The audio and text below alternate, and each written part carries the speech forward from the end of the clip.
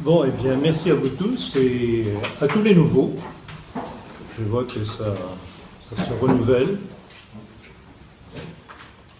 Il y a des anciens ou anciennes qui reviennent, ce qui fait toujours plaisir. Et je constate aussi avec plaisir qu'il y a de plus en plus de jeunes. Alors, je ne rejette pas du tout les anciens, bien entendu.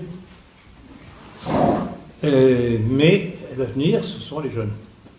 Et dans la mesure où ils commencent à comprendre, il serait temps, que ce qui se passe aujourd'hui les concerne leur avenir, donc ils sont là pour essayer de comprendre le pourquoi des choses et ce qu'il y a moyen de faire. Alors, dans le combat que je mène avec mes amis contre le mondialisme, il y a deux dangers.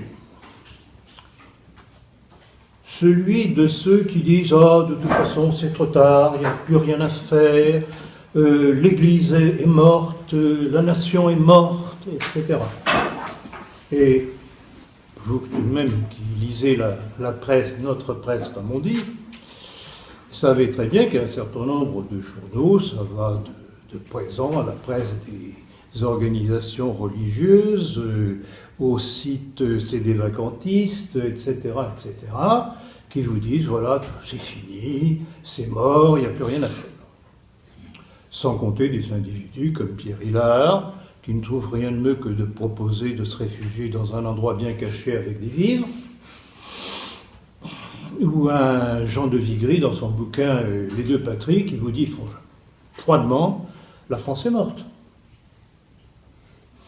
Si réellement ils croient ça, mais qu'ils la bouclent et qu'ils aillent planter leurs choux. Mais ces gens sont dangereux. Et si vous venez ici, je suppose, c'est pas pour pleurer avec moi. Je ne pleure pas.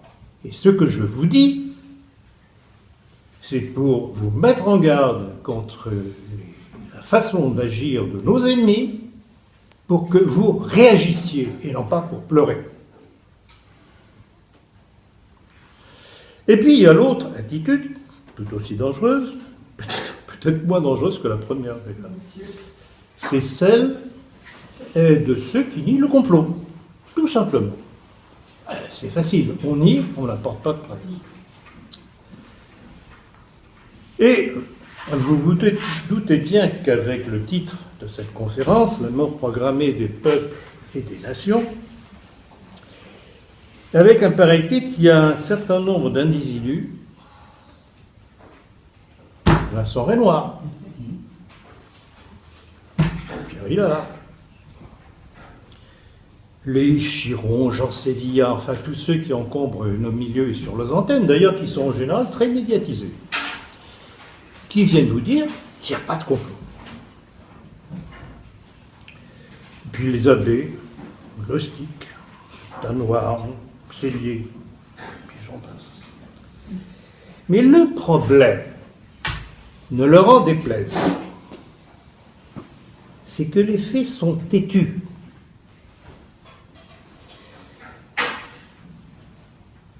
Que les textes des différents responsables de ce complot sont connus, que je les ai répertoriés dans plusieurs de mes livres, dans la maçonnerie, le complot mondialiste, etc., et que ce ne sont pas des textes que j'ai écrits. Ce sont nos ennemis qui les ont écrits et qui disent exactement ce qu'ils veulent faire.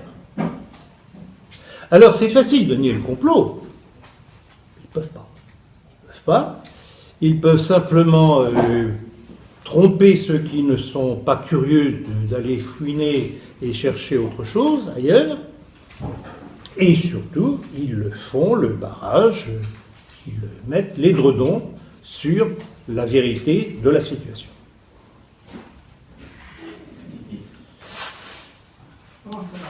Alors, pour ne pas les décevoir,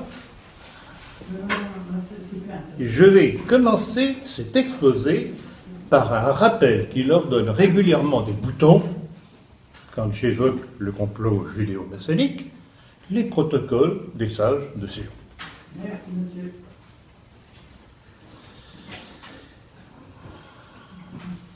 Mais c'est un faux, me diront-ils. Ah bon? C'est un faux. Oui, bon, d'accord, admettons. Mais alors, comment se fait-il que depuis que ces textes ont été publiés, ce que nous vivons et les générations précédentes ont vécu correspond à la description qui en a été faite à l'époque? Pourquoi? Si c'est un faux.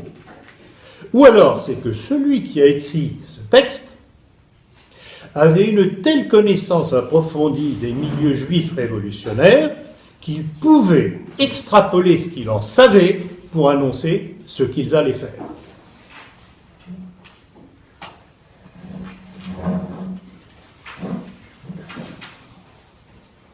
Et alors, ceux qui nient cette évidence, qui sont incapables d'apporter les preuves de leur négation, c'est à croire qu'ils croient à la génération spontanée,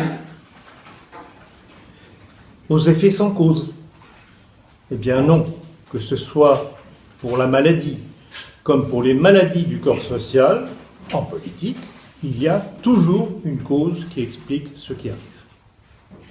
Et quand on voit arriver une révolution, elle ne date pas du jour où elle éclate, elle remonte bien souvent, la plupart du temps, très loin en arrière. Et c'est pour ça qu'il faut être attentif aux choses, parce que ce qui se passe aujourd'hui explique ce qui se passera dans 10 ans, dans 20 ans, dans 30 ans. Comme ce que nous vivons s'explique par ce qui s'est passé précédemment.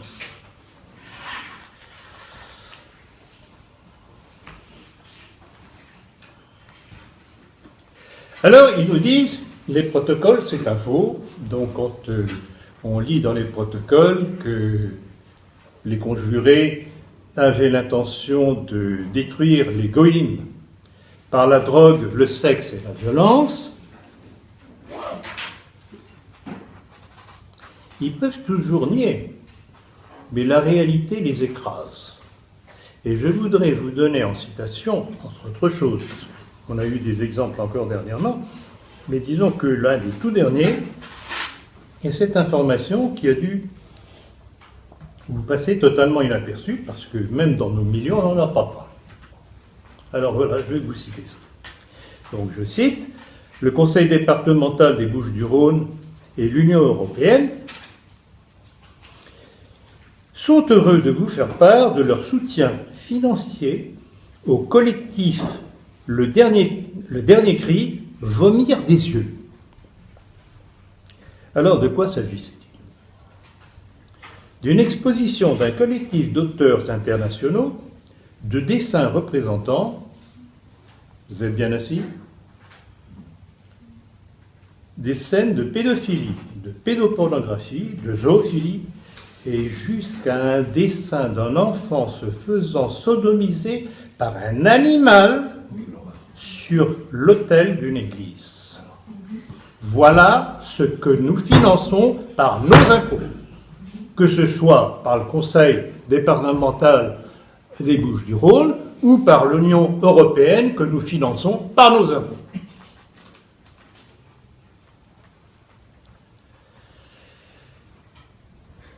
Alors ça se passait dans un quartier de Marseille, la Belle de Mai, qui est un quartier populaire, mais un quartier culturel, et où tout le monde circule, donc tout le monde pouvait rentrer par curiosité, voir ça, et donc vous voyez.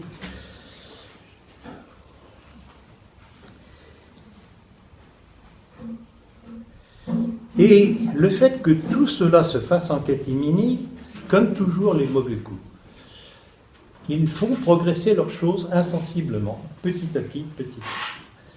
Et bon, disons que malheureusement ce genre de choses n'est pas récent, à tel point que quelqu'un comme saint Augustin déjà dénonçait ce genre de démarche. Je vous cite, « À force de tout voir, on finit par tout supporter. À force de tout supporter, on finit par tout tolérer. À force de tout tolérer, on finit par tout accepter. Et à force de tout accepter, on finit par tout approuver. » Alors, les protocoles info.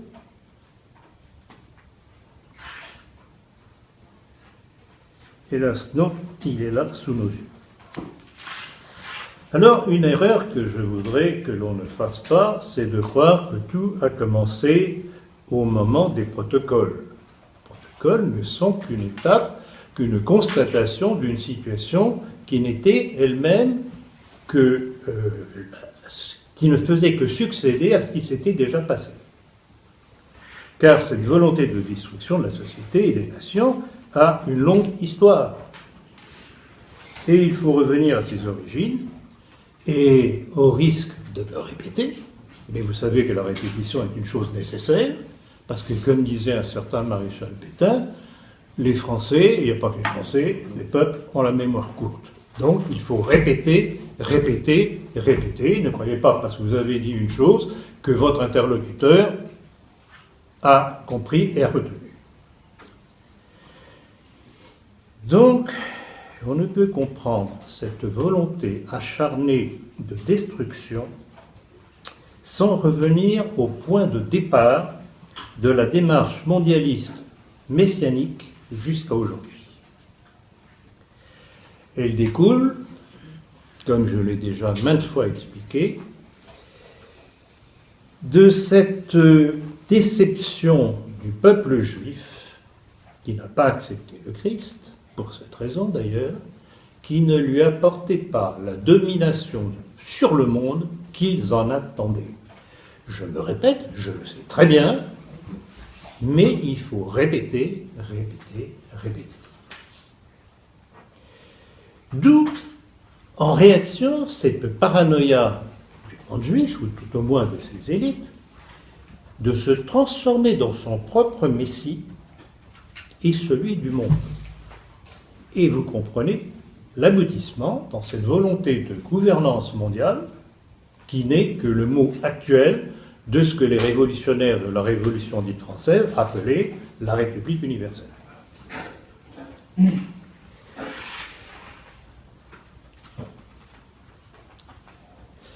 Alors, évidemment, il faut comprendre, ce problème est d'autant plus douloureux pour les Juifs que du fait de leur rejet du Christ, ils n'étaient plus le peuple élu, mais par leur propre faute.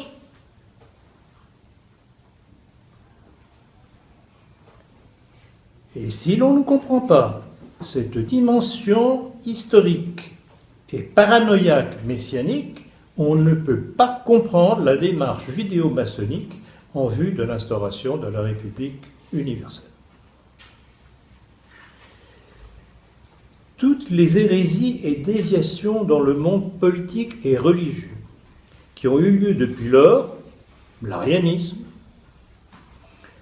les albigeois, les cathares, jusqu'à l'essor du protestantisme, découlent de cette fermentation révolutionnaire juive pour détruire l'ordre chrétien et tout ce qui peut s'opposer à leur volonté de suprématie mondiale.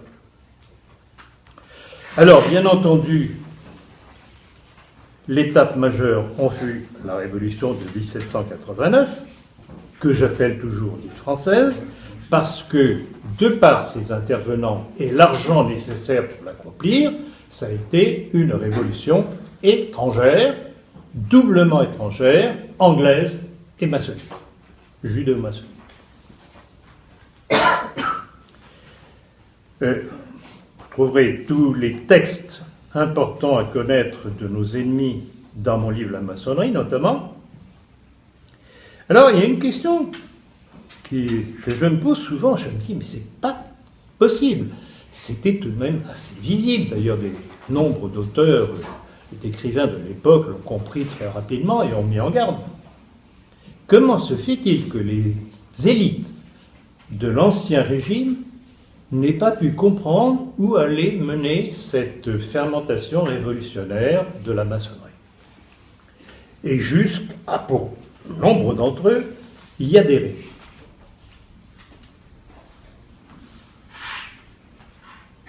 L'historien maçon Louis Blanc, dans son Histoire de la Révolution française, il répond.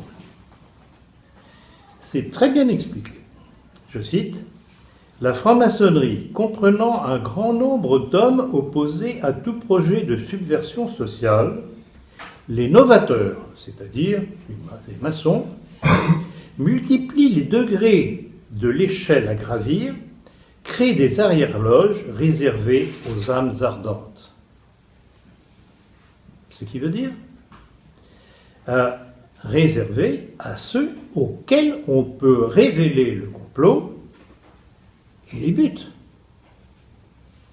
Et c'est là que se trouve l'ambiguïté et la duplicité de la maçonnerie, que j'ai voulu illustrer par cette image de la couverture du livre. Cet homme, avec deux visages, ce qu'on appelle le rebis. Il y a aussi une symbolique sexuelle là-dedans, à la fois mâle et femelle.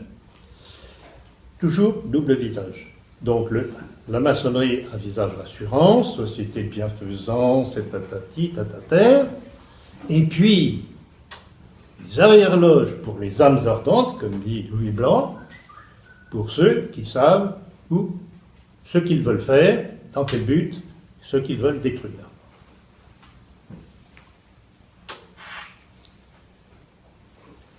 Et tout le reste, tous les autres seront ce que j'appelle les idiots utiles, ne verront que l'aspect extérieur que veut bien se donner la maçonnerie, rassurant, et tomberont dans tous les panneaux. Comme je l'ai dit à l'instant, tout le monde n'était pas dupe quand même. Et ne serait-ce que Louis XV, tout au moins à ses débuts, faisait poursuivre les débuts de la maçonnerie par le cardinal de Fleury. Et les maçons, il leur fallait trouver une explication au problème du secret. Pourquoi ce secret dont ils s'entourent? Et alors, Ramsay, le chevalier de Ramsay, que vous connaissez de nom, vous les plus anciens qui venez ici, Ramsay a essayé de convaincre Louis XV en disant ceci.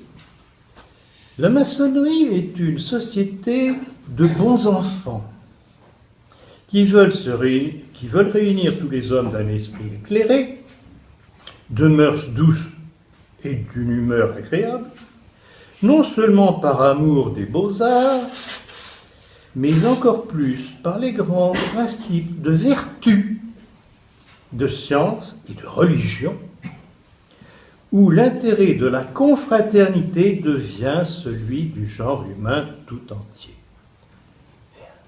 Regardez cette belle prose rassurante, etc., etc. Et cette logomachie, jusqu'à nos jours, n'a pas varié. C'est toujours le même discours dans les milieux maçonniques vis-à-vis de l'extérieur. C'est la face rassurante de la maçonnerie. Mais derrière, quand vous voyez l'Express, le Point, tous ces magazines qui vous sortent des numéros spéciaux sur la maçonnerie, sur lesquels peut-être certains d'entre vous vous êtes précipités en croyant découvrir des choses, mais ils ne vont jamais vous dire le fond réel de la maçonnerie. C'est réservé aux âmes ardentes, comme disait Louis Blanc.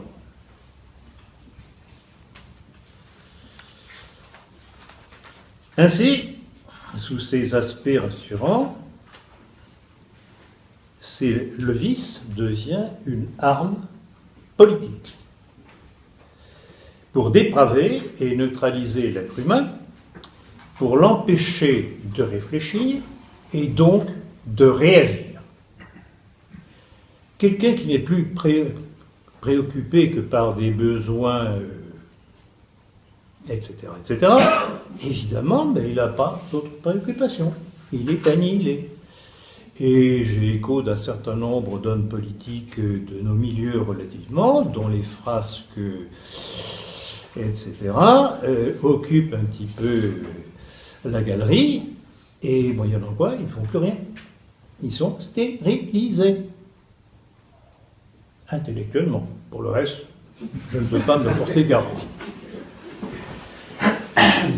Donc vous voyez comment tout ça, ce ne sont pas des détails de l'histoire, comme dirait quelqu'un, ce sont des choses majeures si l'on veut comprendre la démarche destructrice des forces qui veulent la disparition.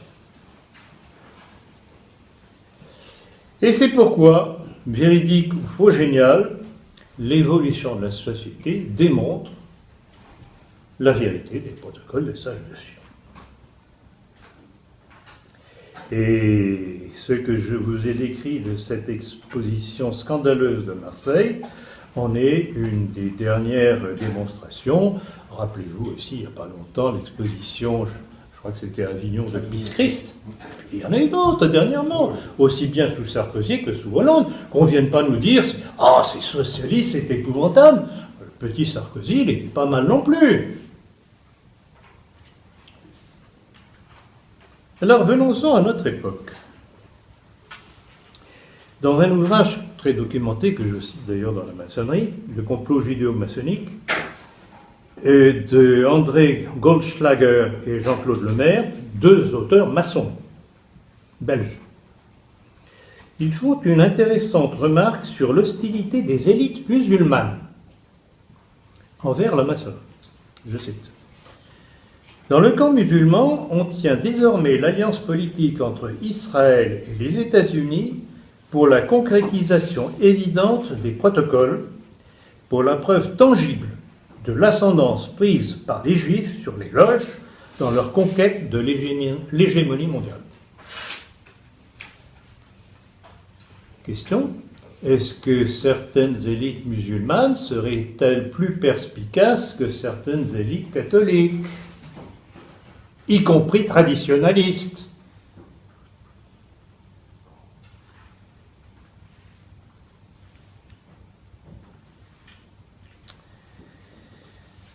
Rappelez-vous ce que proclamait ouvertement le marin Nicolas Sarkozy, politicien fabriqué par la CIA, j'en donne la preuve dans mon étude sur Sarkozy ou la mort programmée de la France, quand il disait, c'était dans son discours du 16 janvier 2009, « On ira ensemble vers ce nouvel ordre mondial et personne, je dis bien personne, ne pourra s'y opposer. » Entre nous, c'est très démocratique. Ainsi, à chaque époque, on tombe sur le facteur juif. Je ne l'invente pas. Je ne l'invente pas. Les preuves sont là. Et rappelons que l'un des acteurs de la Révolution française, je me répète encore une fois, le juif Lucien Archie-Schlotz, a été fait citoyen français par la Convention après la publication de son livre qui s'appelait « La République universelle ». Donc, voilà, pour les gens de la Révolution, publier un livre qui s'oppose à la nation, qui prévoit le gouvernement mondial, eh bien, il est fait citoyen français. Mais c'est un citoyen français qui n'est plus français, c'est un citoyen français idéologue qui s'oppose au citoyen français par ses racines. Et puis les autres, le comte de Cagliostro, celui le si célèbre dans l'affaire du collier de la reine, qui fut le début de la descente aux enfers de la monarchie. Mais il n'était pas comte de Cagliostro, il s'appelait tout bêtement Joseph Balsamo et c'était un juif italien. Petit détail. Benjamin Franklin, Marat, Necker, Weishaupt, Claude, Ramsay, tous étrangers. Alors on nous parle des Danton et Robespierre, oui, d'accord. Mais derrière, il y avait les âmes ardentes. Cela. Et ainsi, à chaque époque, on retrouve cette engeance. Aujourd'hui, c'est Cohn-Bendit, c'est Bernard-Henri Lévy, c'est Strauss-Kahn, c'est Badinter, c'est Simone Veil, c'est Rothschild, c'est Sarkozy, c'est Valls, j'en passe. Œuvrant toujours dans le même but de la République universelle annoncée par les conjurés de la Révolution, ce qu'on appelle aujourd'hui le nouvel ordre mondial. Voyons maintenant quelques-uns des textes qui prouvent la continuité du complot mondialiste, qui, pour réussir, doit faire disparaître les nations et dissoudre les peuples. Encore un texte que j'ai cité déjà, et que je réciterai certainement encore, celui de Roger Leray, grand maître du Grand Orient de France, au Convent de 1968, dans Humanisme. Il y a 200 ans, le chevalier de Ramsay a dénoncé la République universelle. Depuis, inlassablement, les francs-maçons du monde entier participent à son édification. Les francs-maçons du monde entier, c'est pas une obédience ou une autre. Les francs-maçons du monde entier. Donc, c'est la globalité de la maçonnerie qui participe à ce. Qu'on ne vienne pas me dire, ah oui, mais il y a de bonnes obédiences, il y a la Grande Loge nationale de France, etc. Non. Et j'ai cité dans mon livre La maçonnerie, encore une fois, cette réflexion de l'ancien grand maître de la Grande Loge nationale de France, qui s'appelait, je ne sais plus comment il s'appelle, bref, peu importe, qui disait justement, mais toutes les obédiences participent au même but. Toutes ont la même formation. Que voulez-vous de plus? C'est pas moi qui l'ai inventé. Je donne les références, donc on peut toujours rier, on peut toujours occulter, mais le texte est là, la référence est là. Je regrette, je suis très dérangeant et j'en suis très content.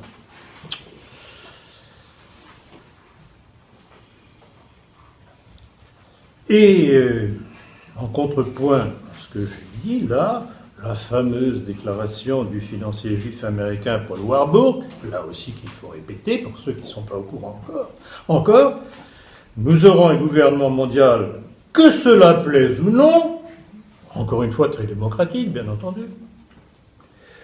La seule question est de savoir s'il sera créé par conquête ou par consentement. C'est donc là la source d'inspiration d'un Nicolas Sarkozy que je viens de citer. On ira ensemble vers ce nouvel ordre mondial et personne, je dis bien personne, ne pourra s'y opposer. Et ce thème sera repris 20 ans plus tard par un autre grand de la finance, cosmopolite, le baron Edmond de Rothschild, dans la revue Entreprise, du 18 juillet 1970. On ne peut plus clair. Le verrou qui doit sauter, c'est la nation. Qu'est-ce qu'il vous faut de plus? Et on retrouve cette même obsession chez différents représentants de l'intelligentsia juive. Je cite Bernard-Henri Lévy dans François du 24 avril 1979. Bravo à tout ce qui peut contribuer à casser les mythologies réactionnaires de l'État-nation, du nationalisme cocardier, du terroir, des big-news et des folklores. Georges-Marc Benabou, dans sa revue Globe numéro 1 en 1988, copier-coller.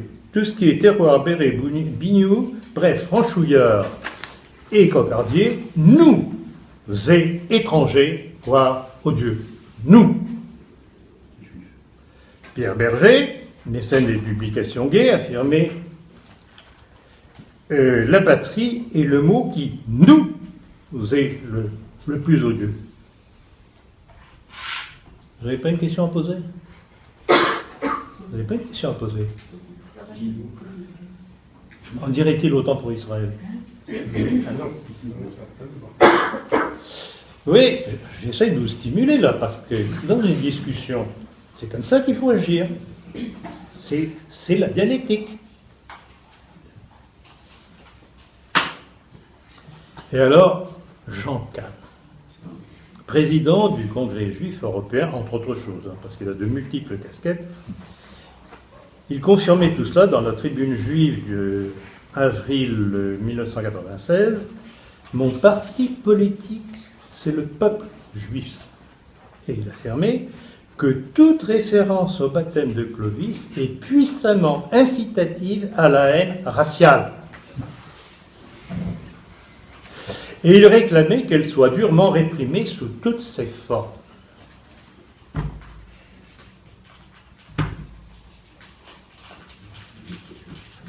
Y a-t-il un commentaire à rajouter à ça?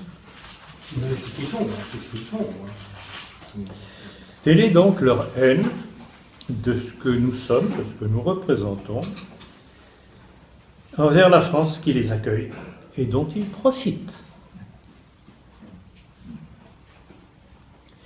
Or, ne croyez pas qu'il n'y ait que ces gens de France, ces gens de France qui disent cela, qui annoncent la couleur. Ce texte que j'ai encore une fois déjà cité, parce que j'ai tout de même un certain nombre de textes qui sont des textes phares, tellement ils éclairent bien la société. Le sujet. Ce texte du British Israel. La Grande-Bretagne et ses dominions autonomes, avec la République américaine et les Juifs, constituent toute la race d'Israël. C'est elle qui doit instaurer un gouvernement mondial appelé dans les Écritures le royaume de Dieu. Vous retrouvez le messianisme là-dedans. Tout y est. Et alors, un autre texte que je vais citer aussi, que je me fais un énorme plaisir de vous citer à nouveau, celui de Baruch Lévi à Karl Marx. Je cite, « Le peuple juif en tant que collectivité sera son propre messie. Sa domination sur le monde sera réalisée par l'union des autres races humaines, par l'élimination des frontières et des monarchies, qui sont les bastions du particularisme, et par la constitution d'une république mondiale. » Dans cette nouvelle organisation de l'humanité, les fils d'Israël, présentement dispersés dans le monde entier, pourront sans obstacle devenir partout l'élément dirigeant, surtout s'ils parviennent à placer les masses ouvrières sous le ferme contrôle de quelques-uns d'entre eux. La propriété privée pourra alors être soumise aux gouvernants de race juive qui administreront partout les biens des États. Ainsi sera accomplie la promesse du Talmud selon laquelle les Juifs, lorsque les temps seront venus, posséderont les clés des biens de tous les peuples de la terre.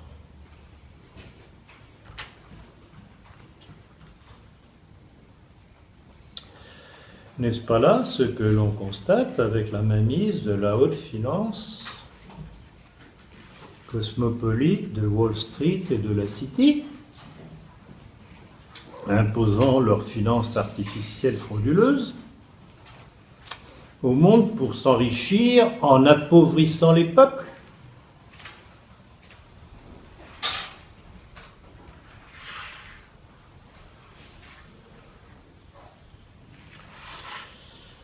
Venons-en à autre chose maintenant. Dans l'analyse des vecteurs qui poussent à la dictature mondialiste, il faut se pencher sur un phénomène appelé, bien à tort, le néoconservatisme américain. Car il n'est ni d'essence conservatrice, ni d'essence américaine. Ces néocons, comme on dit en résumé, acteurs de toutes les déstabilisations mondiales actuelles, ne sont que d'anciens trotskistes, juifs américains, reconvertis en pseudo-conservateurs, appuyés sur le biblisme protestant américain. C'est un aspect qu'il faut bien avoir en tête, le rôle du biblisme protestant américain comme allié du monde juif. C'est fondamental. Dans son étude du mouvement néocons, l'historien américain Kevin MacDonald pose clairement la question. Le conservatisme est-il un mouvement juif? En tout cas, ses recherches ne laissent absolument aucun doute sur ses influences juives trotskistes à travers différentes structures, l'école d'anthropologie de Boas, la psychanalyse de Freud, le New York Intellectuals, l'école de Francfort, et les mouvements de la gauche radicale qui visent, comme chez nous, à modifier la composition ethnique des États-Unis par l'immigration. Cela avec le support des revues Partisan Review et Commentary, publiées par le American Jewish Committee, proche du B'nai B'rith, et de la Anti-Defamation League. De ce gauchisme trotskiste, néoconservateur des années 50, allaient émerger nombre de juifs à des postes d'influence dans le gouvernement de George W. Bush, révèle encore Kevin MacDonald. Et ça va vous rappeler de bons souvenirs. Paul Wolfowitz, Richard Pearl, Douglas Feith, Lewis Libby, Elliot Abrams, John Bolton, associés à d'autres influents dans les médias et les clubs de réflexion, Bill Kristol, Michael Lydon, dont j'ai parlé tout à l'heure, Stephen Bryan, John Podhoretz, Daniel Pipes et dans les milieux académiques, Richard Pipes et Daniel Kagan. C'est là tout le clan belliciste qui a fomenté le 11 septembre 2001. Le montage, si vous préférez. Et à l'origine des guerres contre l'Irak, l'Afghanistan, puis la Syrie et la Libye.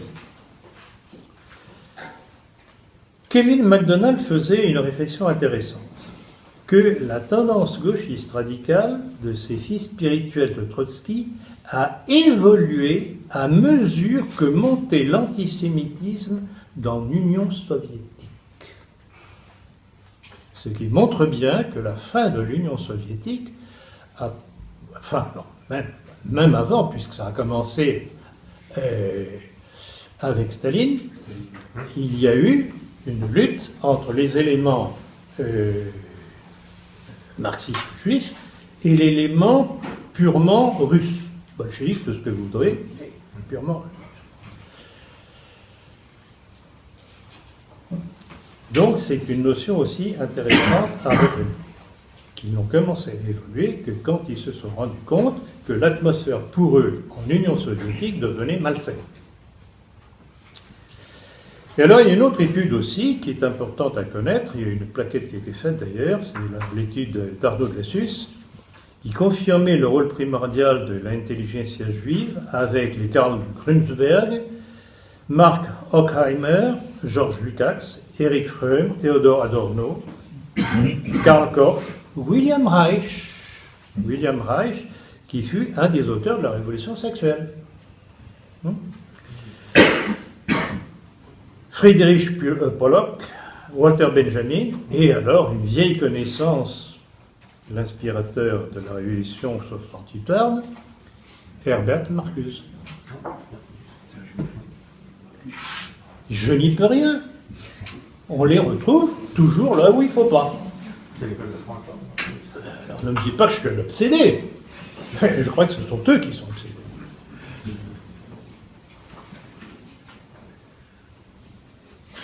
Et puis, il y a une autre influence que dénonce MacDonald, celle de Leo Strauss, de l'Université de Chicago, qui est l'un des fiefs de l'intelligence juive américaine. Leo Strauss, qui explique d'ailleurs l'action des élites juives sous couvert de néoconservatisme. Je cite, « La démocratie exige d'être utilisée par une élite capable de manipuler l'opinion publique. » Et c'était déjà ce que recommandait Adam Weishaupt, créateur des Illuminés de Bavière. C'est dans l'intimité des sociétés secrètes qu'il faut savoir préparer l'opinion.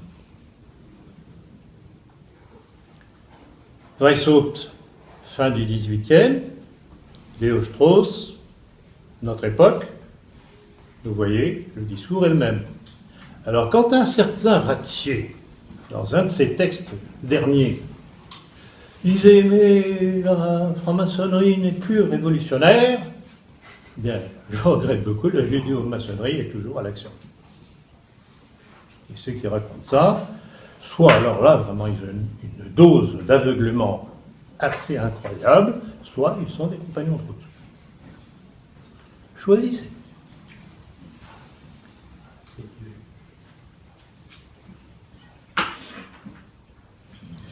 Il y a encore une réflexion très intéressante de MacDonald à propos du livre de Seymour Hersh, Selective Intelligence, qui a été publié dans le New Yorker du 6 mai 2003, un autre néoconservateur. Voilà ce qu'il disait. La manipulation, toujours la manipulation, de l'opinion publique au nom de la guerre pour la démocratie et la liberté est beaucoup plus porteuse que ne serait la défense officielle des intérêts israéliens. C'est ça qui est en dessous. C'est ça qui est en dessous. Donc vous voyez, on n'en sort pas. Toujours ce plan mondialiste messianique. Et MacDonald révélait encore que le responsable du département des plans spéciaux du département de la défense américaine, à l'origine des désinformations sur l'Irak, n'était autre que Abraham Shulsky, élève de Strauss-Kahn, de Strauss, pardon, on s'y perd, dans la revue Forward du 20 juin 2003.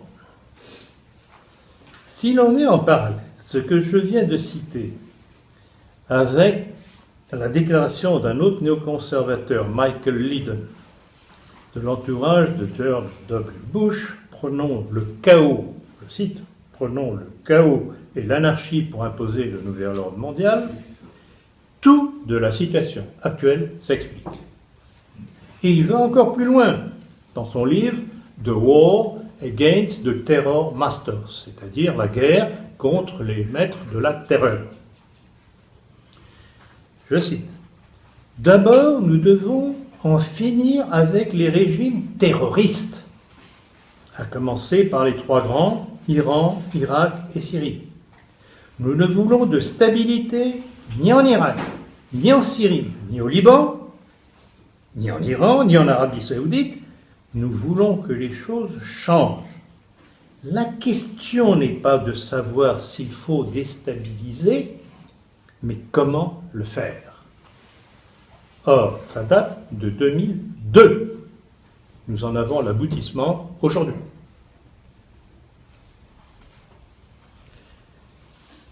Et notez bien, je l'ai déjà fait remarquer, je le refais à nouveau, il y a des nouveaux, et puis répéter. Notons au passage le retournement dialectique du terme. Les terroristes, ce ne sont pas les Américains, Israël, les monarchies du Golfe, notre chère France, des Sarkozy, Hollande et compagnie. Non, ce sont ceux qui réagissent à l'agression. Dialectique encore. Vous voyez comment vous pouvez débattre avec des gens autour de vous. Dialectique encore. Et l'on voit ainsi l'utilité du montage du 11 septembre et de tous les autres attentats, y compris précédents et suivants, selon l'excellente formule des bons milieux américains, parce qu'il y en a, qui ont appelé ça de false flag, sous fausse bannière. Et en fait, le 11 septembre est un élément fondateur de ce genre de politique. C'est la provocation qui devait permettre d'aller plus loin dans l'accomplissement de leur plan mondialiste. Comme le fut l'assassinat de l'empereur François Ferdinand pour déclencher la guerre de 14, comme le fut l'assassinat du diplomate allemand juste avant la Deuxième Guerre mondiale, et comme le fut toujours pour la Deuxième Guerre mondiale, la provocation de Roosevelt avec Pearl Harbor. Ce sont des éléments clés de choc des opinions publiques pour déclencher le mouvement.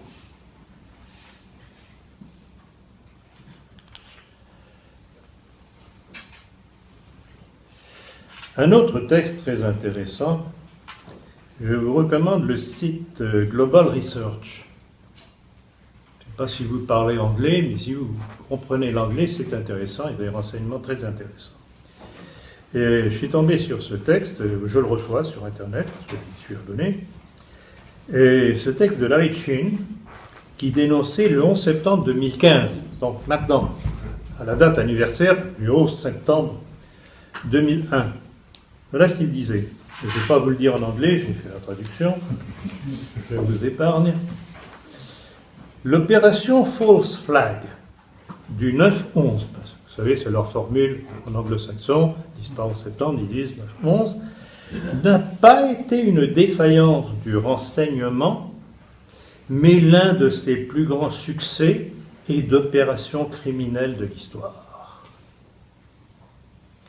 L'administration Bush-Cheney, responsable de l'atrocité du 9-11, a mis en marche une guerre mondiale qui continue de s'étendre et de métastatiser jusqu'à aujourd'hui.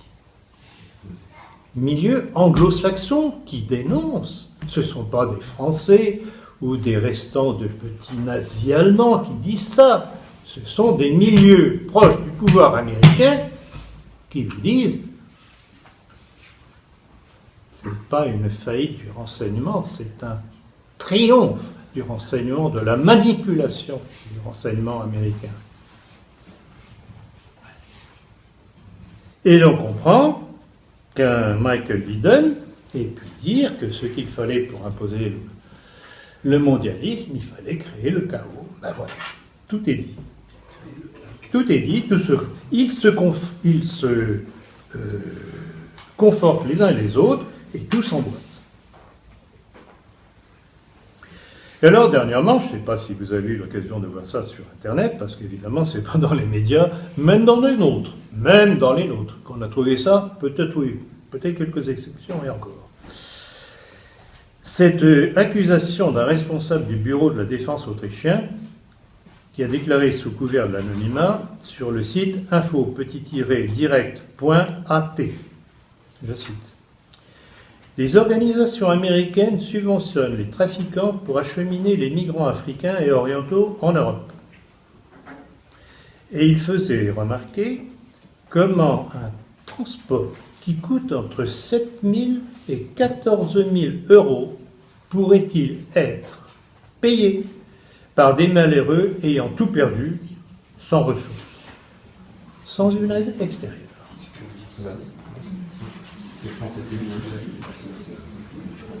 Et il faisait remarquer, et ce qu'on remarque, le strict silence médiatique sur le financement. On nous fait pleurer avec l'arrivée des migrants, mais ils arrivent comment? Aidés par qui? Avec quel argent?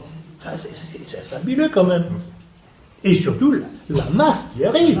Vous vous rendez compte de l'argent que ça leur représente. En tout cas, Poutine ne les a pas ratés. S'il a dit froidement lors d'un de ses derniers entretiens télévisés, l'afflux massif des migrants en Europe est une décision des États-Unis. Bon.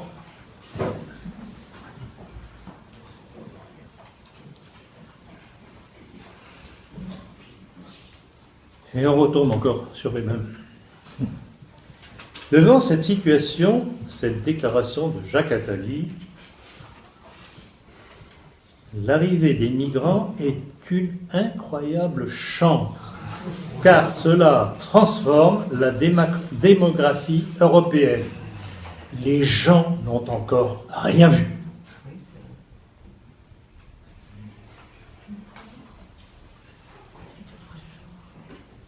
Vous êtes bien assis? Vous êtes bien assis?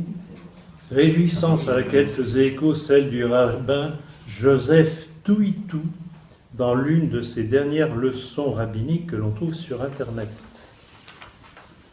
Saint Internet. Vous savez ce que j'en dis? Si on n'avait pas Internet, que ne ferait-on? Voilà ce qu'il disait. Le Mashiach, le Messie, ne viendra que quand Édom, l'Europe, la chrétienté, sera totalement tombée. Donc, je vous pose la question, c'est une bonne nouvelle que l'islam envahisse l'Europe? C'est une excellente nouvelle. Cela annonce la venue du Mashiach. Excellente nouvelle.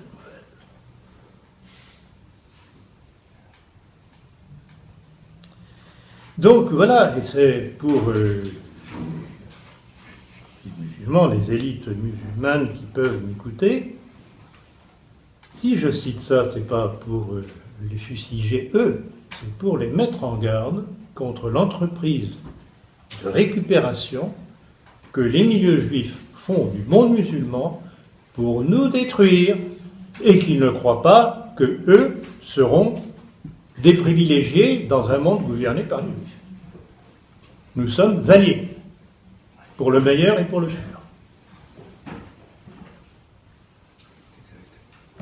À propos, je vous signale que, à mon tour, je fais un procès à Henri de Lesquen pour diffamation parce qu'il a prétendu que je faisais partie d'une organisation islamique.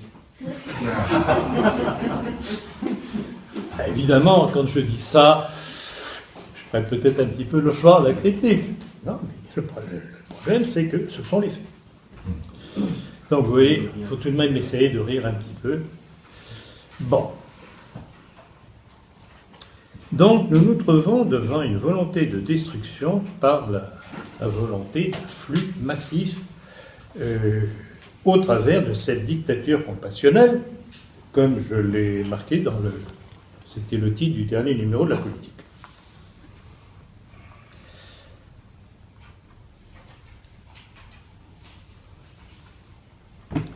Or, comme en toute chose, si l'on veut réagir à cette situation, il faut remonter à la cause, ou aux causes. D'abord, la décolonisation gaullienne. Parce que si on a eu, et on a toujours de plus en plus, cette immigration venant d'Afrique, Afrique du Nord, Afrique noire, c'est parce que ces peuples ne trouvent plus de quoi subsister chez eux. On en a fait des malheureux grâce à la décolonisation. Et on en fait, chez nous, des gens qui perdent leurs racines, et ce n'est pas bon, ni pour eux, ni pour nous. Et ce n'est pas en voulant les accueillir plus et toujours plus qu'on va leur rendre service, pas plus qu'à nous. On en fait des victimes toujours et encore plus. Et puis, après cette vague qui continue, puisque un des derniers chiffres que j'ai vus dans la presse, que j'ai déjà cité, c'est ce chiffre a été donné par l'ambassadeur de France, je dirais plutôt de la République en Algérie, annonçant, en se frottant les mains, qu'il y avait environ 300 000 demandes de visa par an. Là encore, dialectique, autour de vous, faites remarquer ce chiffre. Dans combien de temps est-ce que les petits Français seront encore majoritaires chez eux? Ça se dit, hein. Et puis alors, ce dont chaque Attali se réjouissait, c'est un flux supplémentaire de migrants. Alors on ne vous dit plus émigrés, on dit migrants, si on veut. Donc voilà, et puis le rabbin qui se frotte les mains, c'est une excellente chose pour nous.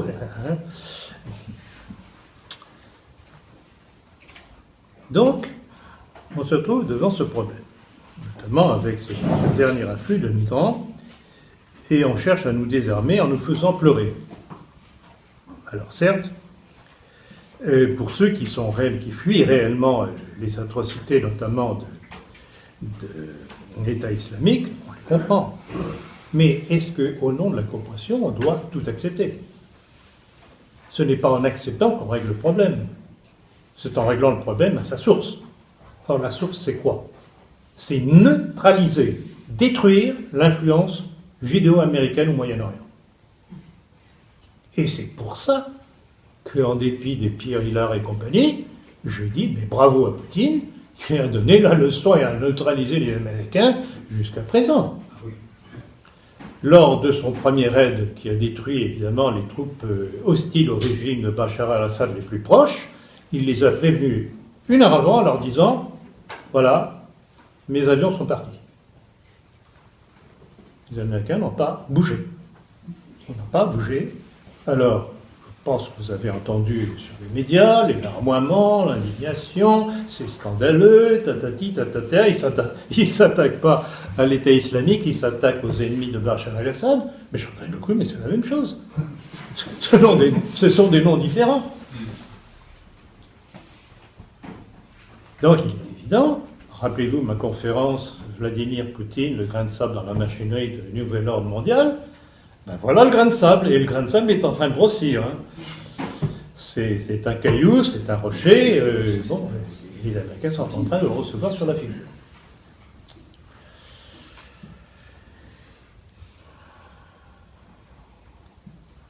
Donc, pour nous, en tant que nationalistes, et tout simplement comme Français, bon, d'abord, je dirais que qui dit nationaliste dit français, tout d'abord.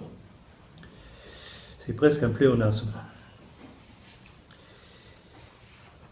Donc, notre seule chance de passer à travers ce complot mondialiste, c'est l'alliance avec la Russie, la Chine. La Chine. Ce que vous ne savez peut-être pas, c'est que la Chine a envoyé une forte délégation de sa marine devant les côtes syriennes. C'est pas gratuit. Pas plus que la marine russe au large de la Syrie. Rappelez-vous, en 2013, je crois, c'était en 2013, on était à deux doigts d'une intervention américaine et française contre Bachar el-Assad. Il y a eu l'histoire des 2 missiles tirés qui ont été déviés ou détruits par les contre-mesures russes. Le lendemain, et d'ailleurs Hollande s'en plaint aujourd'hui, le lendemain Obama ordonnait d'arrêter tous les préparatifs. Comme quoi, vous voyez, en fait, ça a toujours été comme ça dans l'histoire du monde, il faut un équilibre de terreur. C'est triste à dire, mais c'est comme ça. Ne faisons pas d'angélisme. C'est comme ça. Et ça, à ce point de vue-là, Poutine a parfaitement compris. Et alors, ce qu'il y a de passionnant avec lui, c'est que c'est la façon dont il avance. Apparemment, il reste tranquille pendant un certain temps, et puis brusquement, pan. Alors qu'on croit qu'il reste passif. Bien non. Il choisit son moment, et il a pris vraiment le contre-pied du monde américano-sioniste. Alors, devant ce spectacle de l'action de la Russie en Syrie et au Moyen-Orient aujourd'hui, je voudrais quand même que M. Hillard, Lalanne et d'autres qui traitent Poutine de mondialisme arrêtent de dire des bêtises. Ou alors c'est qu'ils le font exprès, qu'ils sont payés pour ça. Parce que traiter Poutine avec ce qu'il fait aujourd'hui, de mondialiste, il y a tout de même une petite contradiction. Alors, il y a non seulement, évidemment, l'action sur le plan international pour essayer de régler le problème à la source. Bon, les gens qui sont là, il n'est pas question de les disperser à travers le pays. Il faut les mettre dans des camps de rétention. Dans des camps de rétention, je pèse bien mes mots. Faire un tri. Ceux qui peuvent effectivement justifier qu'ils ont fui les atrocités, éventuellement pourraient peut-être les garder. Les autres, c'est retour. Et si un petit pays comme la Hongrie de Viktor Orban est capable de faire ce qu'il fait, je ne vois pas pourquoi nous ne serions pas capables de le faire aussi. Alors qu'on ne vienne pas me dire, mais vous êtes sans cœur, etc., etc. Je regrette beaucoup. La défense d'un pays et de notre peuple ne passe pas par de bons sentiments. Il passe par la défense de nos intérêts. Point à la ligne. Et alors, les milieux religieux qui s'occupent de religion et qui nous fichent la paix.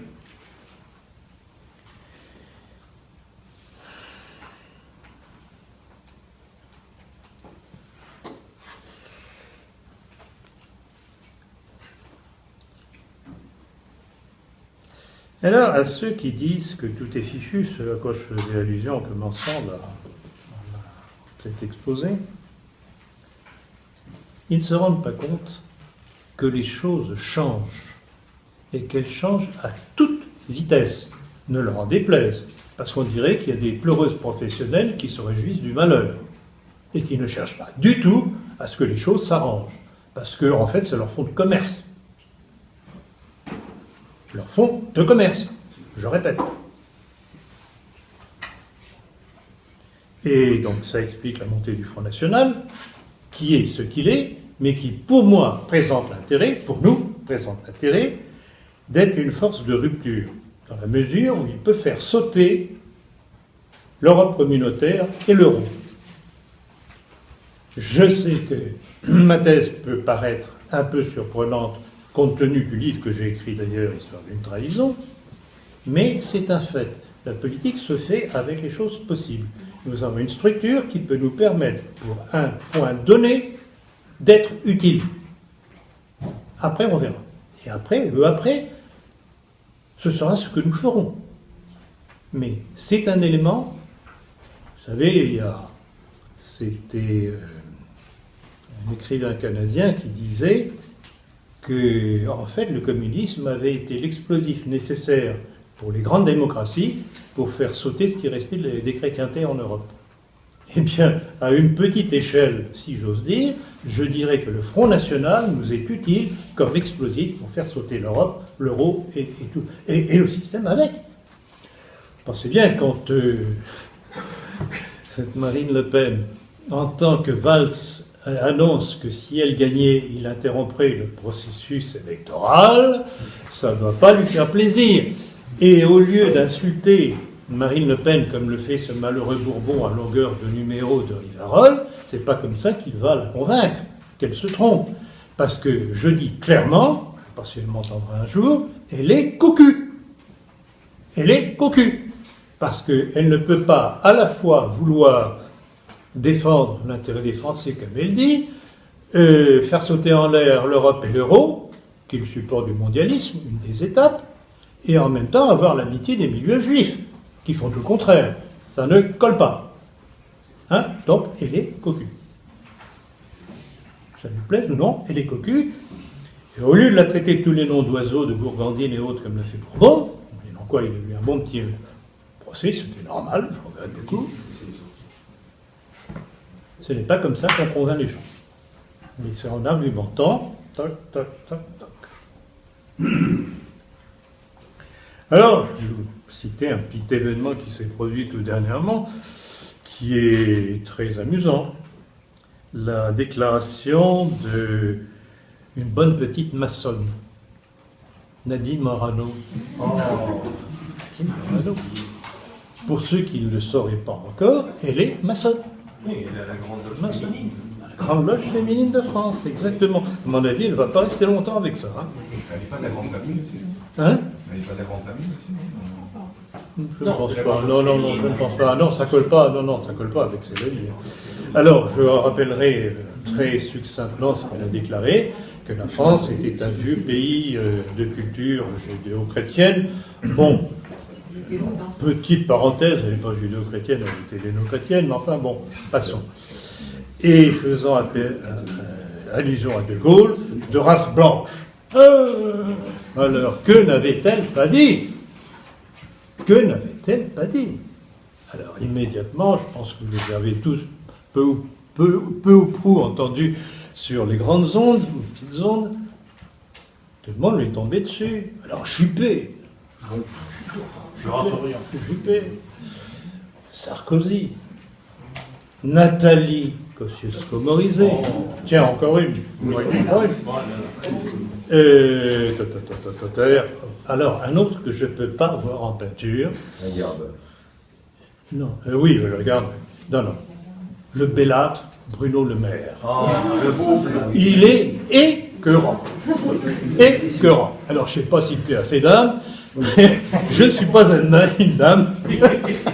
Il ne me plaît pas. Non, mais écœurant. Alors, le texte de cet individu, je ne sais pas si je l'ai gardé ici, c'est ignoble. C'est ignoble. Où est-ce que j'ai mis ça? C'était peut-être dans l'entretien de ce matin, parce que vraiment, ça vaut son pesant de cacahuètes. Il a toujours été comme ça. Oui, non, il a toujours été comme ça, et puis un européiste forcené. Un européiste forcené. Est-ce que j'ai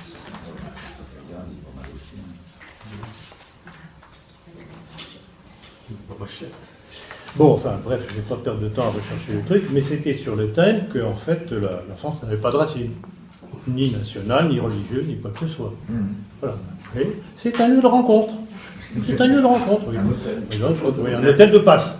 Un hôtel de passe. Non, mais vous vous rendez compte, et c'est ça notre élite politique. Et étonnez-vous, après, que tout aille si bien.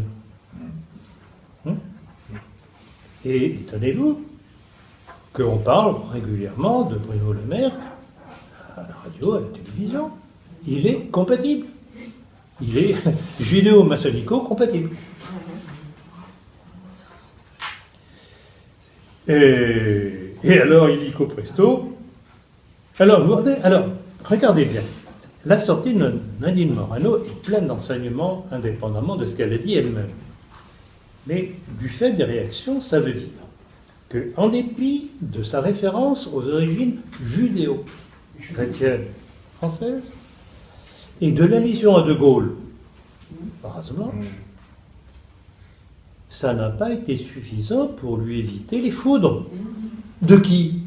Mais de tous ces bons gaullistes, de l'UMP républicain, les Juppé, les Sarkozy, les Le Maire, les Nathalie, gna.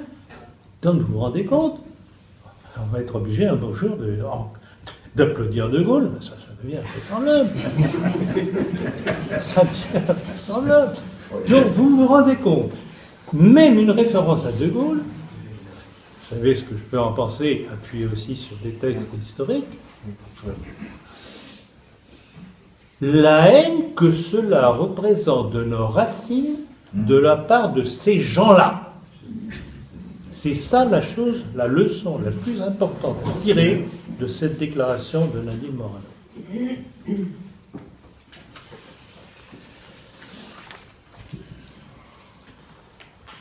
Donc, une parenthèse un peu longue là, ce que je voulais attirer l'attention sur le fait que les choses changent et à toute vitesse, non seulement chez nous, mais en Europe. Et par exemple, cette citation, cette réflexion de Horst Seehofer, qui est le ministre-président du gouvernement bavarois, qui a reçu en grande pompe le Hongrois Viktor Orbán, déclarant qu'il n'avait pas de critique à faire sur la politique hongroise, qui avait gagné le soutien du gouvernement bavarois. Or, vous savez, vous ne savez pas que, et ça explique bien des choses des derniers événements dernièrement, c'est que Mme Merkel est sous pression en Allemagne maintenant. Il y a de plus en plus d'organisations et de personnalités qui demandent sa démission et sa condamnation pour haute trahison.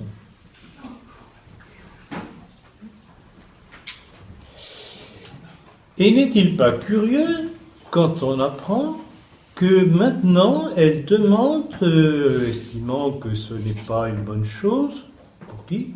Pour les intérêts allemands, bien entendu, qui en ont souffert, comme nous, que l'on lève les sanctions contre la Russie. Qui a une attitude, évidemment, nettement moins en flèche que celle de Hollande-Valls, Fabius. Ah, mais c'est curieux, il y a un revirement là. Et puis il y a une autre affaire qui est sortie, l'affaire Volkswagen. C'est pas curieux ça comme coïncidence, hein? Ah bah c'est seulement maintenant qu'on a trouvé qu'il y avait un petit problème. Non mais écoutez, vraiment il suffit de nous quoi. Donc vous voyez, c'est passionnant. Quand on examine la politique froidement et de façon en fonction de nos intérêts, mais il y a des leçons à tirer à l'infini. Donc je dis à tous les pleureuses professionnelles ou autres, c'est pas fini. C'est pas fini, le mondialisme est loin d'avoir gagné. Et notre rôle est de pousser à la prise de conscience des peuples, pas simplement le nôtre, on est des peuples, en Europe et ailleurs. C'est vrai pour l'autre côté de la Méditerranée comme au Moyen-Orient. Nous sommes tous victimes de cette même politique. Les mettre en garde contre les conséquences du mondialisme en marche. Et comme je l'ai déjà dit, je me répète encore une fois, en pleine connaissance de cause, le plan messianique est évident. Toutes les nations doivent disparaître sauf une. Tous les peuples doivent disparaître dans la déferlante des migrations et le magma du métissage, sauf un. Toutes les religions doivent disparaître, sauf une. Et si l'on n'a pas compris cela, alors effectivement, il n'y a pas de complot. Analyser, et là je me répète encore, analyser sous un angle psychiatrique, on peut dire que le monde juif ne s'est jamais relevé de la venue du Christ. Qu'il a rejeté parce qu'il ne lui apportait pas la puissance sur le monde. Et depuis lors, le monde juif empoisonne la vie du monde entier. Merci de votre attention.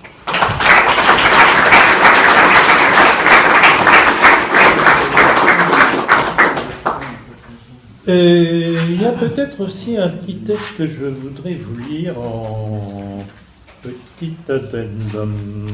Il y en a deux d'ailleurs.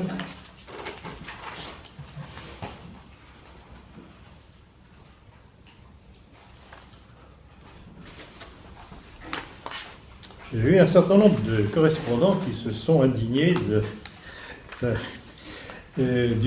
pas une initiative, enfin d'une déclaration de Vladimir Poutine lors du Nouvel An juif. Vous êtes au courant? Donc je pense d'ailleurs il y a un autre truc aussi que je veux faire remarquer. Alors Poutine a déclaré apparemment, félicitant le monde juif, que de tout temps, toutes les époques, le monde juif avait œuvré pour la paix dans le monde. Ah bon? Bon. Apparemment, il l'a dit. Et alors, comment expliquer ça? Eh bien, je vais donner la parole à Israël Adam Shamir à propos d'un événement qui s'est produit quasiment au même moment, c'est-à-dire la visite de Netanyahou à Moscou. Vous n'avez pas vu ça? Oh, pas bien ça. Vous avez des failles. Justement, c'est tout récent ça. C'est quand Netanyahou a vu que les Russes commençaient à amener des avions, des troupes, à mettre en place l'aéroport, à mettre en état l'aéroport de l'attaquer, il s'est rendu compte que ne pourrait plus bombarder comme il voudrait. Alors, il s'est déplacé avec tout son état-major proche, le chef de l'armée, le chef du renseignement israélien, à Moscou. Et si je vous fais cette citation et ce rappel, c'est pour expliquer, pour montrer la contradiction avec la déclaration de Poutine lors du Nouvel An juif.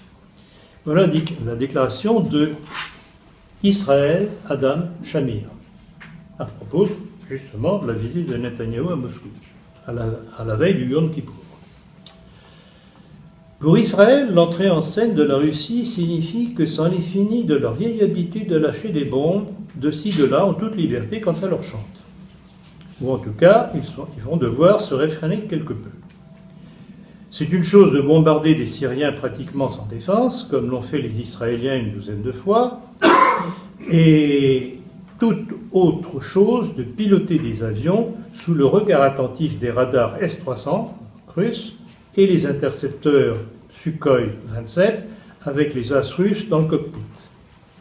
Voilà pourquoi Netanyahou a pris la peine de se déplacer jusqu'à Moscou la veille du Yom Kippour. Netanyahou était venu pour formuler un ultimatum de son cru. Les Russes ainsi que leurs alliés Assad, Iran et le Hezbollah doivent choisir. Netanyahou a réaffirmé qu'il était libre de bombarder les Iraniens et le Hezbollah à sa convenance. Alors, comme ceux-ci sont les alliés de la Russie et de Bachar el-Assad, cela promet de beaux jours. Le discours de Poutine à l'ONU aura été sa réponse aussi bien aux États-Unis qu'à Israël et à Hollande-Phallus. C'est un juif qui a déclaré ça.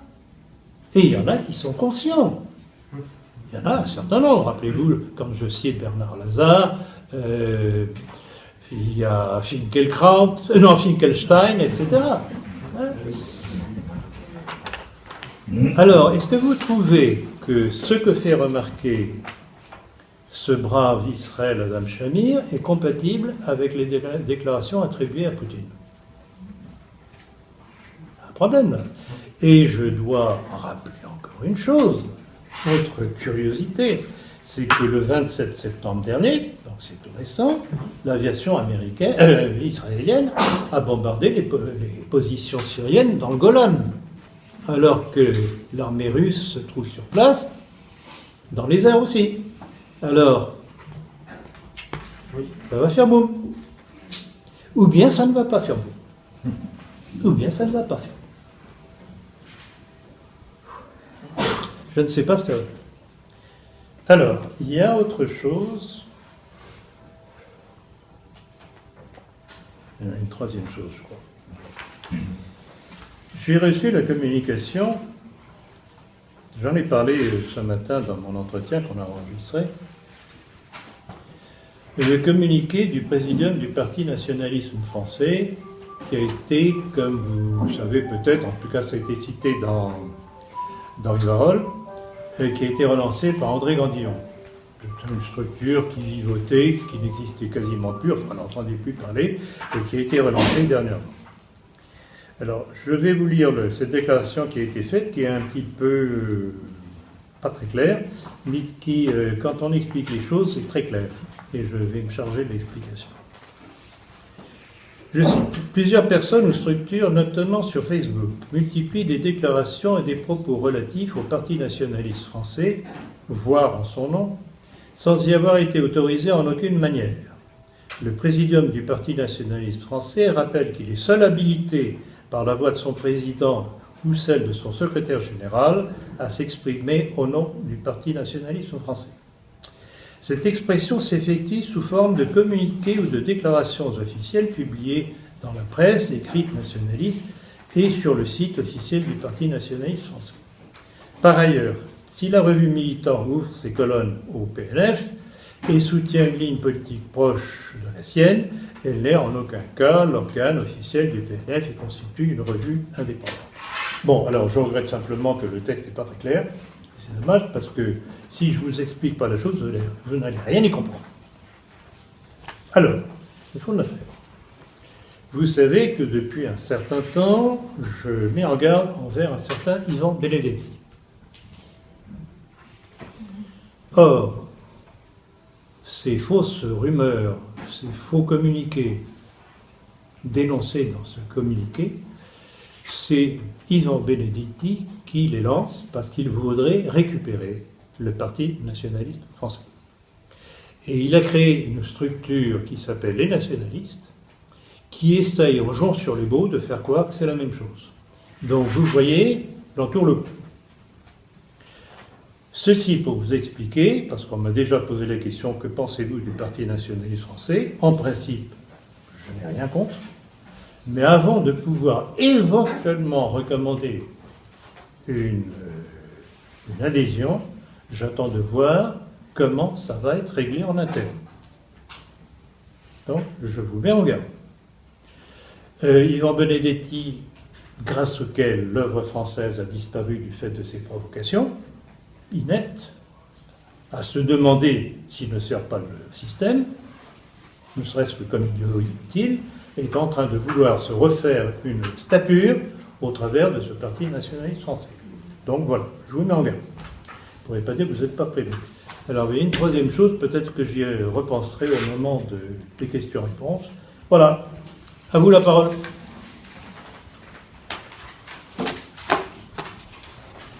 Il y a une question qui me turlupine depuis longtemps, mais absolument personne ne peut me répondre. C'est tout à fait évident que c'est un montage de 11 septembre, et certaines personnes haut placées pourraient avoir intérêt à le dénoncer. Donc, par exemple, à Poutine, quand on l'a menacé d'une guerre mondiale en 2014, pourquoi est-ce qu'ils ne disent rien? Il le dit. Il le dit, simplement. On ne révèle pas qu'il le dit. Non, pourquoi est-ce Ah que- oui. Moi, j'ai vu que la Russie menaçait de divulguer les photos prises à l'époque par les satellites russes. Ah oui. Oui. Là, ça ferait mal.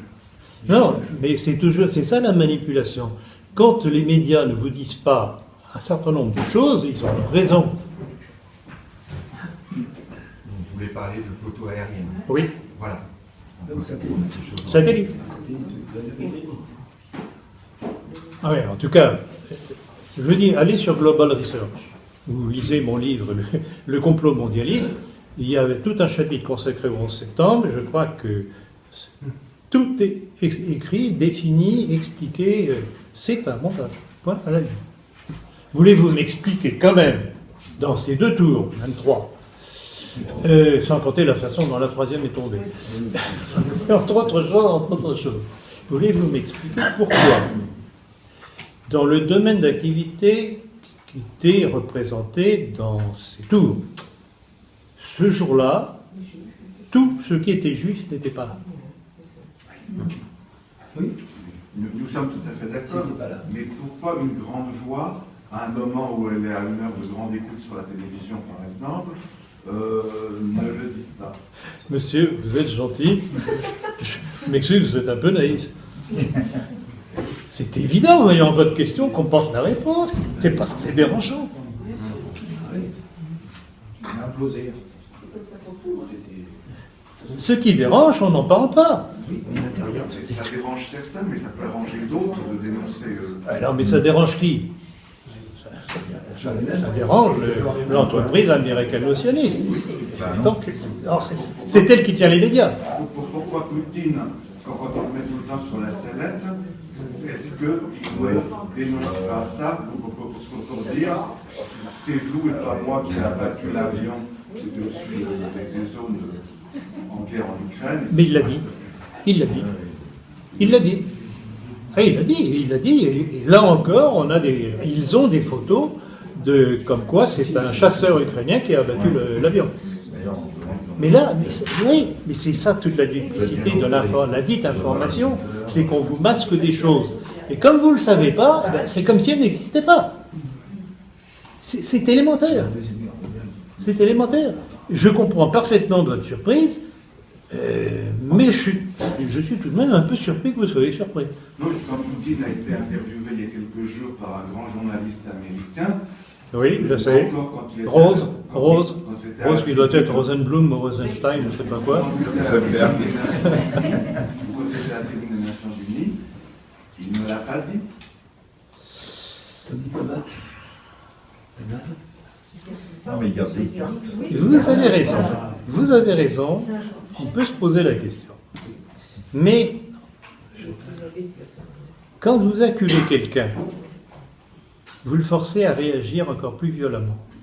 Est-ce qu'il n'a pas intérêt à laisser entendre en catimini à ce quelqu'un qu'il sait des choses qu'il risque de balancer, plutôt que de le dire carrément? Parce que les autres perdent la face.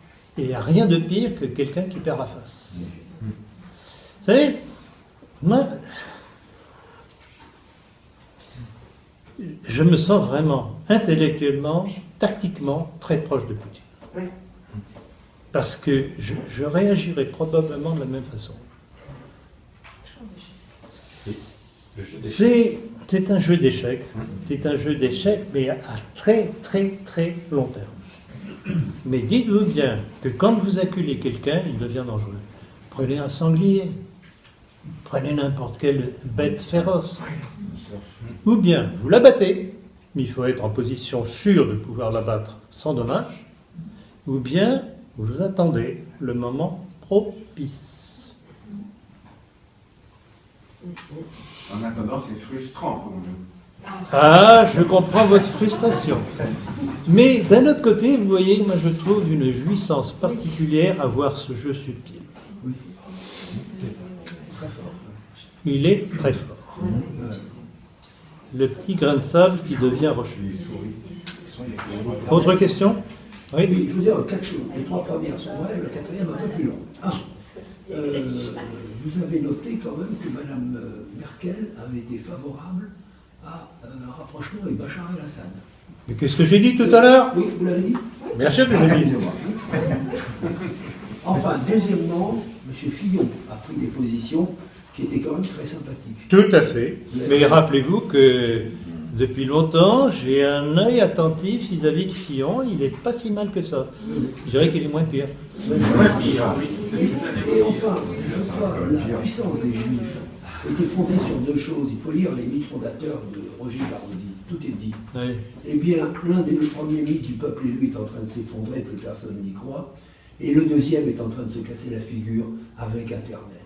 Et je crois que tout ce plan mondialiste va se floquer par terre grâce à Internet. Et quand vous regardez, Sur Internet. je vous l'apporterai quand je serai allé dans le midi où j'ai le bouquin, l'encyclopédie du début du XXe siècle, on dit que le peuple juif tout entier est Messie, mais le Messie doit mourir et ressusciter. Or, il est mort à Auschwitz et il a ressuscité. D'où l'importance d'Auschwitz. Ah, mais ça a été dit. Ah oui, Bon. je connais. Et je connais, actuellement, je connais. Internet, comme ils ne le contrôlent plus, ils vont se casser la figure avec ça. Et ils sont allés trop loin en culpabilisant les Allemands, et on aura, tout va leur éclater, et ce plan mondialiste risque d'être flanqué par Je ne terre. sais même pas si ce sera suffisant. Moi, je crois que ce sera l'évidence du complot mondialiste qui va rendre furieux les peuples. Oui, mais à travers la déculpabilisation. Quand est-ce qu'ils sont? Je vous dis une chose que je voulais dire, il y avait 4, j'ai oublié. Il y a des Merkel. On verra. Autre question? Oui? Juste votre sentiment, votre avis sur la position du pape François. Ah voilà, c'est ça que j'étais en train d'oublier. C'est ça que j'étais en train d'oublier. Pareil ce matin. Voilà, exactement. Alors, avez-vous vu la photo Avec un honnête club. La photo du pape François plié en deux en train de baiser la main de Rothschild. Il paraît qu'il est arrivé, mais c'est pas bon. Vous n'avez pas vu ça? Alors, je l'ai vu, j'ai vu plusieurs correspondants qui me l'ont envoyé. Alors, c'est, comme on dit, interpellant. Est-ce qu'il s'agirait d'un... Alors, attendez. Ah, justement, on en a parlé ce matin à l'entretien. Il y a tout de même un petit problème, un petit détail. Détail. Tout est dans le détail. Qu'a dit le pape François devant les Nations Unies et ailleurs, pendant son voyage aux États-Unis? Il a fustigé la finance mondiale qui mettait à genoux les pays au travers de la dette. Est-ce que vous croyez que ces déclarations ont fait plaisir aux Rothschild, etc., etc. Est-ce que cette image n'est pas une image fabriquée pour faire hurler les catholiques? Tout simplement. Moi, c'est ma position, parce que quand je l'ai vu, je me suis dit, mais c'est pas possible qu'il ait fait ça. Puis bon, du calme, réfléchissons un petit peu avant de réagir. C'est la seule piste que je trouve. Il ne peut pas à la fois dénoncer la finance juive mondiale, qui détruit les nations, il l'a dit. Ça a été répété pour une fois dans les médias, et aller baiser la main de ses représentants. Ça ne colle pas. Ou alors il est givré. Parce que c'est une autre hypothèse. Voilà. Autre question? Les petits nouveaux? Petites nouvelles? Oui? Est-ce qu'on Pas tout à fait à nouveau celui-là. peut expliquer l'aplatissement particulièrement saisissant du gouvernement français vis-à-vis du pouvoir mondialiste? Mais parce qu'ils sont tous complices. Et puis, cher ami, il vient d'où, Fabius? Oui. Il vient d'où, Fabius? Mais ils sont compatibles, voyons. Alors là, vous me décevez. Ils sont quand même... Vous parlez pour parler, hein, c'est ça. Ils sont pires que les autres. Ils sont pires que les autres. Non, mais, alors là encore, réflexion dialectique. On vous dit, Fabius, oui, c'est bien, il a dénoncé les crimes de Bachar el-Assad. Alors, deux réactions à avoir.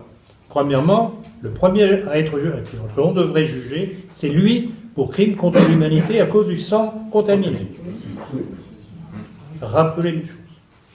Deuxièmement, ah bon d'accord, il dénonce les crimes de Bachar el-Assad. Bon, supposons. Et pourquoi il ne demande pas aussi une condamnation pour les crimes de l'État islamique? Ça crève les yeux, ça, perlipopette. Donc vous voyez, c'est comme ça que vous devez travailler autour de vous. Oui. En tant que spectateur, en fin de compte. Quoi? En tant que spectateur, parce que, bon... Voilà, vous avez de la famille, vous avez des amis, vous êtes au bureau ou que sais-je. Non, parce qu'on regarde tout sur Internet, puisque tout est caché. Donc, Oui, mais si vous venez ici, c'est peut-être pour être informé, hein, quand même, tout au moins je l'espère. Ou alors ce sont des plaisirs solitaires que vous avez. pas du tout. Hein. Ça fait longtemps que je regarde tout ça. Mais bon, c'est... Qu'est-ce qu'on peut faire? Je vous le dis. Je vous le dis. Apprenez et diffusez. Pas compliqué. Et surtout ne pleurez pas, parce que sinon, vous n'avez pas votre place ici. C'est le point du système. Oui. Concrètement, Ah. Concrètement, quand il y a une élection, on vote Front National, quel que soit le candidat, ou ce que j'entendais tout à l'heure. Des Bon, gens non, qui pas vont quelle voter, voix. Excellente question. Contre Valéran de Saint-Just. Ah non, non, Valéran de non. Saint-Just. Valéran de Saint-Just, jamais. Florian Philippot, non. Non. C'est dans mon livre, d'ailleurs, Histoire d'une trahison. J'ai donné la liste des personnes à exclure. Et ça, on ne peut le faire. Bon, on peut le faire évidemment au moment des élections nationales, quelles qu'elles soient, mais on peut surtout le faire si on est à l'intérieur du parti, en étant en mesure de voter pour les élections internes. C'est pour ça que je pousse à l'entrisme. C'est que je ne suis pas un naïf. Hein. Vous ne me connaissez pas encore, je crois que c'est la première fois que vous venez. Ah non, c'est Non. la première fois. Non, mais j'ai lu les bouquins de votre père. Oui, d'accord. Mais donc, Donc. concrètement, c'est pas évident d'adhérer au Front National. Ah, je vous comprends. Je vous comprends. Je vous comprends. Mais oui, mais il faut savoir ce qu'on veut. Moi, je peux pas. C'est... vous devriez, parce que analysez bien les choses, réfléchissez. Pour l'instant, on n'a pas d'autre structure. Pas d'autre structure. Et là, dans la mesure où le cheval de bataille du Front National, c'est la sortie de l'Europe communautaire et de l'euro, c'est à l'opposé du complot mondialiste. Donc ça nous sert. Donc c'est ça qu'il faut utiliser. Je vous parlais d'explosifs nécessaires. Et je faisais allusion, je me rappelle maintenant le nom de cet auteur canadien, qui dénonçait justement le complot, encore une fois, des démocraties occidentales, utilisant le communisme comme explosif contre l'Europe encore chrétienne. Et qui a disparu une fois qu'ils ont estimé que c'était suffisamment détruit et qu'ils avaient tout intérêt à faire disparaître le communisme en Russie pour s'ouvrir de nouveaux marchés à l'Est. C'est tout. Donc, vous voyez, la politique, ce n'est pas une question de sentiment. C'est une question d'analyse froide. Il faut savoir où on veut aller et voir quels sont tous les moyens qu'on peut utiliser. Moi, à Paris, je vais voter Dupont-Aignan. Qu'est-ce que vous en pensez? Plutôt, surtout pas Valéran de Saint-Just. Parce qu'il est il est pas mal. Non, mais c'est un type pourri. J'en parle d'ailleurs dans mon prochain livre.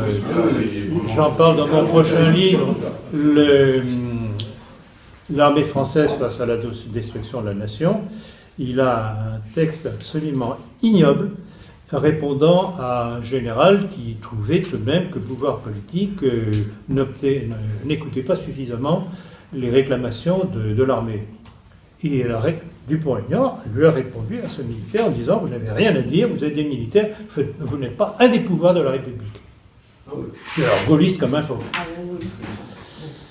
Pauvre phoque. Valéran de Saint-Just, on ne peut pas l'écrire pour le... Hein? Il faut qu'il ait un échec dans le... Ah non, mais alors là, cher ami, vous avez tout faux. Vous voteriez pour lui? Non, jamais. Jamais. Donc il faut qu'il... Pourtant, vous avez voté pour François Hollande. Mais expliquez pourquoi. Puisque vous faites le malin, expliquez pourquoi. Mais non. Bon, d'accord, bon, j'assume. Pourquoi je fais voter François Hollande? Pour réveiller Parce que de toute façon, si Sarkozy repassait, il allait faire la même politique, mais à dose plus discrète. Tandis qu'avec Hollande, ce serait la déflagration. C'est ça que j'ai voulu. Alors, ça fait mal, c'est très désagréable, mais ça fait tout de même bouger les lignes. Et si Sarkozy repasse, ou bien on lui met une balle dans la peau, ou bien on vote contre lui. Alors, au choix, Moi, j'essaie de former. Je suis probablement pas assez sanguinaire. Ça pourrait venir. Ah, il va être dézingué. Il va être dézingué par Nadine Moreno. Ah oui, Moreno. Non, mais c'est vrai, elle a dit que il ne fallait pas qu'elle ait des illusions pour les présidentielles, qu'elle allait les dézinguer. Ah, mais c'est remarquable, ça, vraiment. Oui. Alors oui, attendez. Concernant Marine Le Pen, pourriez-vous imaginer qu'elle prépare un coup d'échec à l'instar de Vladimir Poutine ou pas? Est-ce que vous en pensez? J'ai pas compris la question. Concernant Marine Le Pen, Oui. on peut supposer qu'elle a une stratégie comme Vladimir Poutine, c'est-à-dire pour la... C'est pas exclu. Je n'y crois pas trop, malheureusement. Votre hypothèse est intéressante, mais malheureusement, je n'y crois pas trop. Je crois qu'il est obsédé par cette notion, d'ailleurs, qui vient de son père, par le premier à avoir voulu se dédiaboliser, c'est Le Pen. Oui, tout à fait. Alors, Le Pen qui passe de la dépose de gerbes à la mémoire du maréchal Pétain à l'île-dieu à moi, je suis le seul représentant du gaullisme, une petite contradiction quand même. Et puis d'autres choses que j'ai expliquées dans mon livre Histoire d'une trahison. Le Pen est à l'origine de cette volonté de dédiabolisation et normalisation du Front National. La Sicile n'a fait que suivre. Alors ils croient que c'est comme ça qu'ils vont neutraliser le système. Dans une certaine mesure, c'est vrai d'ailleurs, ils ont des temps de parole qu'ils n'avaient jamais avant. Et c'est ça qu'on peut reprocher à Le Pen dernièrement, c'est qu'il veut casser la baraque du Front National avec sa énième sortie sur le détail, qui ne règle rien encore du problème sur le fond. C'est pas un détail, c'est le point central. Je l'ai encore dit ce matin. C'est pas un détail. Comment les gens sont morts? Tout est là. Est-ce qu'il y a eu volonté de les tuer, ou bien est-ce qu'on a gazé les poux? Gazer les poux, pas les gens, gazer les poux, et brûler les cadavres qui étaient morts à cause du poux et du typhus. Tout est là. Alors, c'est ce qu'il escamote. Donc, il est doublement fautif. D'une part, parce qu'il masque la question centrale, et deuxièmement, parce qu'il se sert de ce faux truc scandaleux pour démolir sa fille et le parti. Scandaleux. Alors, il paraît, j'ai appris pas plus tard qu'hier, que Jérôme Bourbon avait l'intention d'inviter Le Pen au prochain pot de Riverol pour je ne sais plus quel anniversaire. Je ne sais pas si je serai invité. Et si je suis invité, d'abord je vous le ferai savoir, vous pourrez venir à ce pot et on va bien s'amuser. Ça, je vous le promets. Et quand je promets une chose, je la tiens. Pensez-vous pas que la déclaration de Nadine Morano soit en fait une stratégie des Républicains pour récupérer les voix du Front National tout en... Non, sinon, oui. Ce que vous dites est intelligent, mais petite objection. Il l'aurait pas mis à la porte. Mais justement, si c'est le principe de... Mais non, mais il peut pas. S'il est plus dans le parti, il ne peut pas s'en servir. Mais c'est pour ce... Non, ça colle pas. Non. Votre question est intelligente, mais vous oubliez un élément, c'est que pour que votre thèse soit valable, il fallait qu'elle reste à l'intérieur. Alors, ils auraient pu faire les gros yeux, la grosse voix, ils devaient la garder à l'intérieur. Ils ne l'ont pas fait. Dans cette affaire, les embête. Moi, je leur ai téléphoné, ils m'ont dit que les militants soutenaient Nadine Morano. Mais je crois. Mais c'est ça qui est amusant et de consolant quand je disais tout à l'heure que les lignes bougent. Oui, voilà. Ça bouge. Oui. Ça bouge. Et une fois qu'il y a une dynamique qui est amorcée, ça va de plus en plus vite. Oui, c'est exponentiel. Et on est devant un problème. Et les Français, qui se croyaient à l'abri, etc., ils l'ont devant le nez. Ils commencent à avoir peur. Alors, ou bien ils se couchent, ils se laissent égorger comme des petits moutons, ou bien ils réagissent. Ça, on verra bien. Donc, notre rôle, c'est de leur expliquer et de leur botter les fesses pour qu'ils réagissent. Pas compliqué. Autre question? Oui. Je voulais savoir si vous aviez toujours en préparation un livre sur le rôle de l'armée française. Je viens de le dire. Et surtout, croyez-vous au réveil nationaliste? Non, de l'armée? Des officiers de France au moins? Peut-être, mais dans l'immédiat, ça me semble difficile. Je pense que c'est pas encore assez grave. Et s'il y a une réaction, je pense que ce sera plutôt le fait de jeunes officiers. les généraux prenaient, bon, vous savez très bien, non, peut-être pas, parce que je crois que vous n'êtes pas abonné à la politique. Ouais, vous devriez. Une chose que j'ai très souvent rappelée dernièrement dans la politique, que je rappelle dans mon prochain livre d'ailleurs sur l'armée, vous savez, vous ne savez pas, que le général Benoît Pugat, qui est un paroissien de Saint-Nicolas du Chardonnay, donc traditionnaliste, a été nommé conseiller militaire de l'Élysée par Sarkozy. Et que Hollande l'a conservé. Bon, maintenant, il a été remplacé par le général Pierre de Villiers, frère de Philippe. Or, je sais, par un texte que j'ai eu, qui est même de l'armée d'ailleurs, que Pugat a soutenu et a poussé à l'intervention en Libye. Est-ce que vous croyez qu'avec de pareils généraux, catholiques, traditionnels, on va faire la révolution? Non. Non. Vous devriez lire l'histoire de la guerre d'Espagne de Bardèche et Brasillac. Ah oui. Il y a un épisode, je crois que c'est dans ce livre, un épisode qui m'a profondément marqué quand j'étais adolescent. Et ça explique beaucoup de ma démarche par la suite. La façon dont les troupes, oui, plutôt, de Franco ont réussi à prendre Séville. Ah ouais, Piponnière. Il n'y a pas eu de conflit, il n'y a pas eu d'affrontement.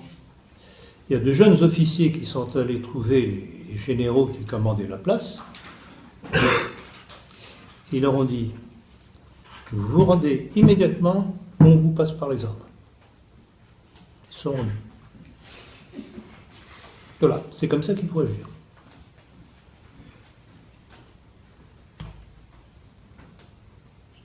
La guerre d'Espagne est pleine d'enseignements pour nous.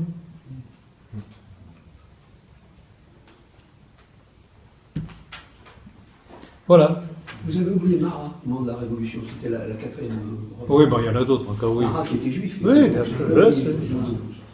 Mais non, cher ami, c'était un citoyen de Genève. Bon, eh bien écoutez, si vous n'avez plus d'autres questions et que vous voulez que je vous dédicace des livres, ils sont là.